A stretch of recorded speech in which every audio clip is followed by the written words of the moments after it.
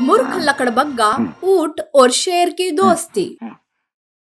ऊंट अपने साथियों से बिछड़कर जंगल आता है।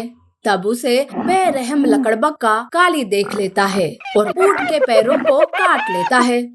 तब ऊंट घायल होकर नीचे गिर जाता है।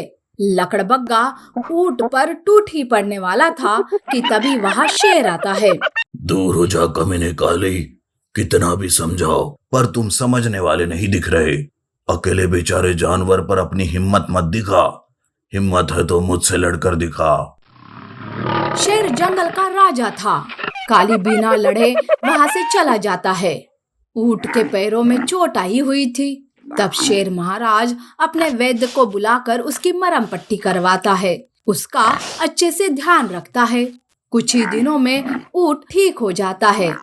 तब ऊंट शेर से कहता है, तुम्हारा बहुत बहुत शुक्रिया दोस्त। मैं तो जंगल के लिए नया था और जंगल मेरे लिए, पर फिर भी तुमने मेरी जान बचाई। दोस्त भी कहते हो और शुक्रिया भी करते हो। दोस्ती में ये सब नहीं चलता। आज से तुम इसी जंगल में मेरे दोस्त बनकर हमेशा हमेशा के लिए रहना। ऊंट भी उसी जंगल में अब रहने लगता है। शेर जंगल के सारे कायदे कानून ऊंट को समझाता है। उसी के साथ साथ मुसीबत में कैसे अपने पैरों से मुकाबला करना ये भी सिखाता है। उधर काली ऊंट के बारे में ही सोचता रहता है। अरे उस दिन ऊंट हाथ में ही आया था, पर ये शेर ने बीच में आकर सारी गड़बड़ कर दी। पता नहीं मेरा मन ऊंट का मांस खाने के लिए बड़ा ही उतावला हो रहा है। कब मिलेगा मांस मुझे? काली पर तो ऊंट खाने का भूत सवार हो गया था। काली हमेशा ऊंट और शेर पर नजर रखते रहता है। वैसे शेर और ऊंट भी काली को देख लेते हैं। ऐसे में एक बार शेर को काम से जंगल से बाहर जाना था। तब शेर ऊंट के लिए चिंतित हो जाता है।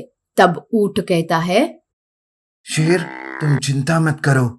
मैं तो उस काली को अच्छा सबक सिखाऊंगा और उसका काम हमेशा हमेशा के लिए खत्म कर दूंगा। शेर जंगल में न होने की बात सुनकर काली बहुत ही खुश हो जाता है। ऊंट को पता ही था कि काली कोई ना कोई हरकत करके ही रहेगा। काली ऊंट के पास आता है। तब ऊंट कहता है, आओ दोस्त आओ, तुम शेर से ज्यादा ताकतवर हो। तुम्हें ही इस जंगल का राजा बनना चाहिए। मुझे तुम्हारी ताकत का अंदाजा उसी दिन आ गया था जब तुमने मेरे पैरों पर काट लिया था। अरे लेकिन मैंने तो सुना है कि तुम दोनों अच्छे दोस्त हो। फिर ये तुम क्या बकवास कर रहे हो?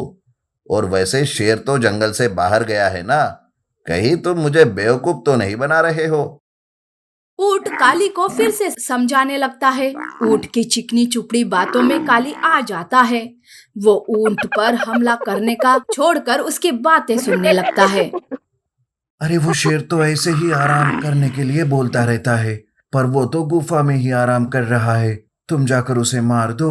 अब मैं तो राजा नहीं बन सकता, तुम ही बन सकते हो। इसलिए मुझे कोई छोटा मोटा काम दे देना तुम राजा बनने के बाद। काली शेर को मारने के लिए तैयार हो जाता है। काली और ऊंट दोनों भी शेर की गुफा के पास जाते हैं। काली गुफा के अंदर जाते ही ऊंट गुफा का दरवाजा बंद कर देता है। उस गुफा में दरअसल कोई भी नहीं था।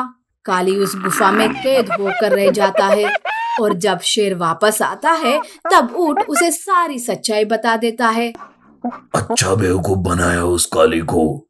चलो, हमेशा के लिए उससे पीछा तो छूट गया। काली गुफा में ही तड़प तड़प कर मर जाता है।